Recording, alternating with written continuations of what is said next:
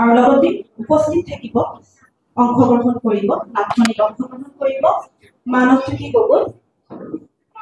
মানৱজ্যোতি গগৈ অজয় বসুমতাৰী নৱপ্ৰীত শইকীয়া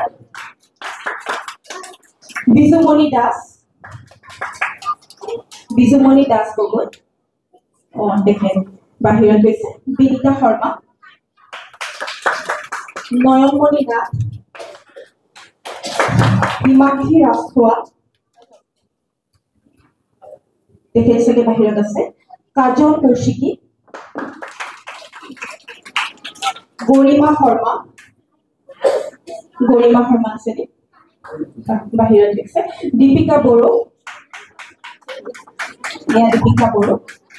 সংগীতা বৰ্মন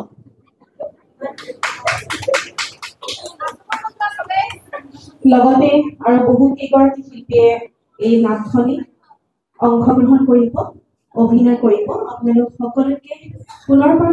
আজি আমাৰ উন্মোচনী অনুষ্ঠানত মোৰ শ্ৰদ্ধাৰ গুৰু সংগীত নাটক একাডেমী বঁটা প্ৰাপক সংগীত সাধক গোবিন্দ শইকীয়া ছাৰ উপস্থিত আছিলে লগতে উপস্থিত আছে ৰাজহুৱা সত্ৰৰ সত্ৰাধিকাৰ মাননীয় শ্ৰদ্ধাৰ সনাতন দাসদেৱ আৰু লগতে উপস্থিত আছে আজি এই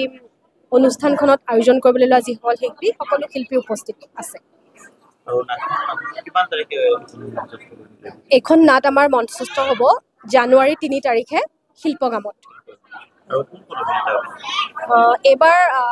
প্ৰতি বছৰ আমি যেনেকৈ আয়োজন কৰোঁ সাংস্কৃতিক সমাৰোহ এইবাৰ 10 বছৰ উপলক্ষে আমি কেইগৰাকীমান সকলোৰে সমাজৰ চিনাকি কিছুমান গ্লেমাৰ ফেচ ল'বলৈ চেষ্টা কৰিছোঁ যিসকলে ভাল অভিনয় কৰে আমাৰ অৰুণ হাজৰিকা আমাৰ অভিনেতা শ্ৰদ্ধাৰ অৰুণ হাজৰিকাদেৱ উপস্থিত থাকিব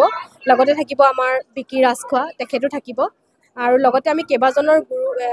অভিনেতাৰ লগতো কথা পতা হৈছে যেতিয়া তেখেতসকলে কথা দিব গতিকে আমি সেই অনুপাতে নাটখনত তেখেতসকলক জড়িত কৰাম লগতে সত্ৰীয়া সংস্কৃতিৰ লগত জড়িত থকা বহুতো শিল্পী আমাৰ এই নাটখনিত উপস্থিত থাকিব আৰু লগতে আমাৰ শিৱম ডান্স একাডেমীৰ বহুতো শিল্পী এই নাটখনিত উপস্থিত থাকিব আৰু বহুতে এই নাটখনিত অভিনয় কৰিব নৃত্য নাট্যম সামাজিক অনুষ্ঠান এই অনুষ্ঠানৰ পৰিচালক কন্যাকুমাৰী শইকীয়া সঁচাকৈ মই খুব উৎসাহিত পাইছোঁ কিয়নো তেখেতে এই 10 বছৰ একেলগে অতিক্ৰম কৰিলে আৰু এই অনুষ্ঠানৰ মাধ্যমেদি মই দেখিছোঁ সমাজ জীৱনৰ প্ৰেক্ষাপটত থকা বিভিন্ন শিল্পীবিলাকক যিবিলাক নেকি সমাজৰ এখন মঞ্চ পোৱা নাই তেনেকুৱা শিল্পীবিলাকক এখন মঞ্চ দি সুন্দৰ মঞ্চ দি তেওঁ সেই শিল্পীৰ যিটো প্ৰতিভা সেইটো তেওঁ বিস্তাৰৰ কাৰণে অহপুৰুষাৰ্থ কৰি আহিছে আৰু এইবাৰ তাৰ তেওঁ ব্যতিক্ৰম নহয় কাৰণ তেওঁ এটা সুন্দৰ প্ৰচেষ্টা হাতত লৈছে গোবিন্দ শইকীয়া ছাৰৰ ৰচিত আচলতে আমাৰ এই যি নাট আচলতে ব্ৰহ্মাই সৃষ্টি কৰিছিল ব্ৰহ্মাই ভৰতমুনিৰ দ্বাৰা সংস্কৃতৰ নাট লিখিছিল আৰু সেই সংস্কৃতৰ ভৰতমুনিৰ নাটত কেইটামান 4টা বস্তু আছিল ধৰ্ম অৰ্থ কাম মুখ্য 4টা বস্তু প্ৰাধান্য পাইছিল কিন্তু মহাপুৰুষ শ্ৰীমন্ত শংকৰ গুৰুজনাৰ যি ভৰতমুনিৰ নাটকৰ আলমত যি নাট তেওঁ ৰচনা কৰিলে অসমীয়া সমাজ জীৱনৰ প্ৰথম জনক হিচাপে নাটকৰ জনক হিচাপে তেওঁ সেই নাটক খালি মুখ্যৰ কথা তেওঁ ক'লে মুখ্য কথাটো বেছি উপলব্ধি দিছে বাকীখিনি তেওঁ আঁতৰাই ৰাখিছে আজি যিখন নাটক ইন্দ্ৰৰ যি তেওঁ বেয়া দুষ্কাৰ্যৰ কাৰণে তেওঁ পতিত হ'ল তাৰপিছত নহৰু ৰজা হ'ল নহৰুৰ যিটো কাৰ্যকাল সেই কাৰ্যকালত তেওঁ আকৌ পতিত হ'ল হৈ তেওঁ মুখ্য হেতুকে অজগৰ হ'ল অজগৰ অভিশপ্ত হ'ল অজগৰ অভিশপ্ত হৈ তেওঁ মুখ্য লাভ কৰিলে পিছত আকৌ পুনৰ তেওঁ নহৰু ৰজা হয় এই যিটো নৃত্য নাট্যম সামাজিক অনুষ্ঠানৰ যিটো এটা প্ৰচেষ্টা এই প্ৰচেষ্টাটো অভিভূত হৈছোঁ মই আৰু আগন্তুক এনেধৰণে তেওঁলোকে ভাল কাম কৰি যাব বুলি মই মোৰ দৃঢ় সংকল্প আছে আৰু সকলো ক্ষেত্ৰতে মই যথাৰ্থে যি ধৰণে বিচাৰে তেনেধৰণে মই সহায় সহযোগ আগবঢ়াই যাবলৈ মই দৃঢ় সংকল্প লৈছোঁ অগস্ত্যমুনিয়ে গোটেই কথাখিনি ক'লে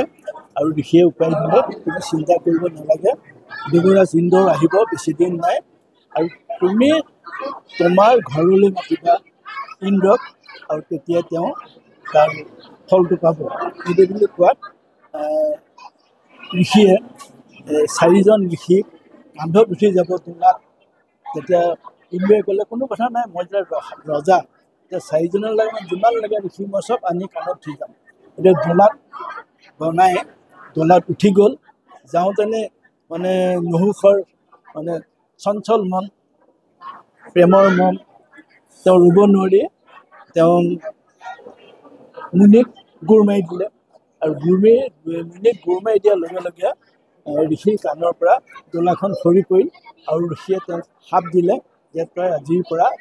তই অজগৰ হৈ পৃথিৱীত পৰি থাকিবি আৰু ঋষি তেতিয়াই গৈ পেলাই অজগৰ হৈ পৃথিৱীত আমাৰ ইয়াত এই অজগৰ সেই নহুষে আহি কাহিনীটো আৰম্ভণিটো তেনেকৈ আছে ৰাজসভা হ'ব ৰাজসভাৰ পৰা লাহে লাহে আহি থাকিব এইটো মই কাহিনীটোৱে ক'লোঁ কাহিনীটো চিৰিয়েলি আহিলোঁ আৰু তাৰপিছত গৈ যেতিয়া ইন্দ্ৰ গৈ শেষত আহিলে ৰজা হোৱাৰ আৰু নহুষ গৈ পৃথিৱীত অজগৰ হৈ পৰি থাকিল এই কাহিনীটো মই সংগ্ৰহ কৰি লৈ ৰজালি ভাষাত লিখি কন্যাকুমাৰীত দিছোঁ আৰু কন্যাকুমাৰী সম্পূৰ্ণ সুন্দৰভাৱে পৰিচালনা কৰি আগবাঢ়িছে ধন্যবাদ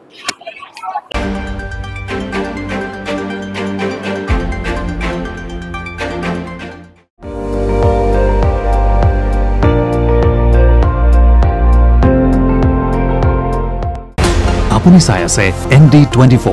সৰ্বশ্ৰেষ্ঠ নহয় সৰ্বোত্তমৰ দৌৰ